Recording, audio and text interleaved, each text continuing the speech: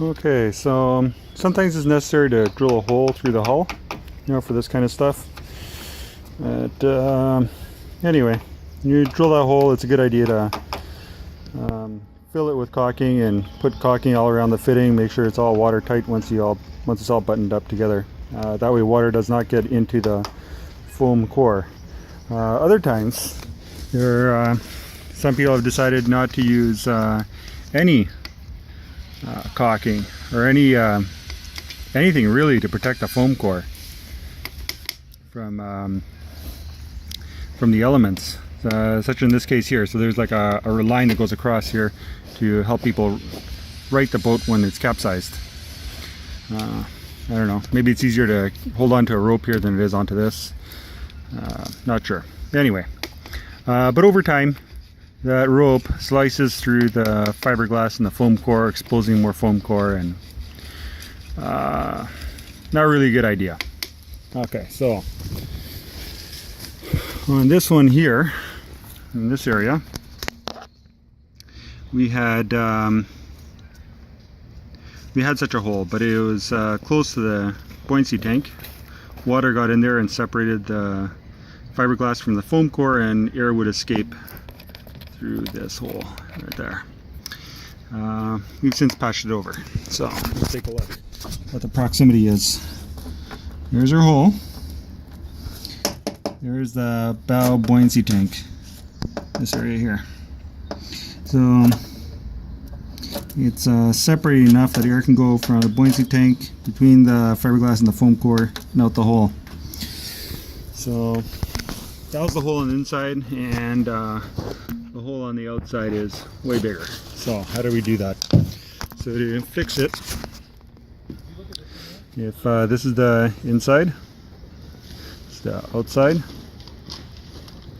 that's the bow, forward. There's your inside skin of fiberglass, your outside skin of fiberglass, and your foam core in between.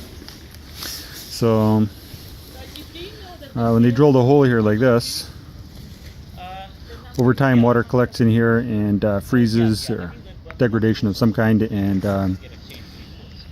the inside or outside, the fiberglass separates from the foam core.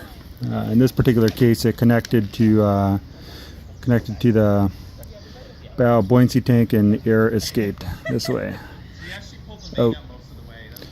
So our fix was to enlarge the hole sufficiently so we can get a popsicle stick in there or something to make sure all the areas are coated and sealed. So we made this hole bigger all the way to the inside core, but we didn't go through the inside fiberglass. We just came up to it and cleaned all the junk off it and exposed clean fiberglass right across. We used the diamond cut carbide Dremel bit with end cut. The point of the end cut is so that when you stick it in the hole, you can cut with the tip and clean off the fiberglass here. You want to use carbide because high-speed steel and such is no good for fiberglass. It just gets worn out immediately. It's totally useless. Okay, so once we had this all cleared out, we vacuumed it. We cleaned the outside with acetone here. We sanded it, cleaned it with acetone again, so we had a nice clean surface. Mixed up some polyester resin with colloidal silica filler, nice and thick, so that when it gets pushed in, it doesn't slump out. Had somebody hold their finger on the inside there, gloved finger, so that when we were pushing it through, it wouldn't just go all over the place inside. Made sure we wetted all the surfaces here with the resin with the colloidal silica filler, and then filled the hole. We filled it so that it bulged on the outside. Okay, so once that was full, the guy still got his finger on there, went with a popsicle stick and wiped it right across. And what that does is it just, we only need that filler on the inside, we don't need it on the outside. Then we had some resin that we had prepared that did not have any filler in it, and we also had a patch of fiberglass ready to go, but the fiberglass wet the surface here with the resin, make sure it's everywhere that we wanted it to go. Stuck it on, push out all the air bubbles. Once that's on there, covered it with wax paper. Typical fiberglassing method.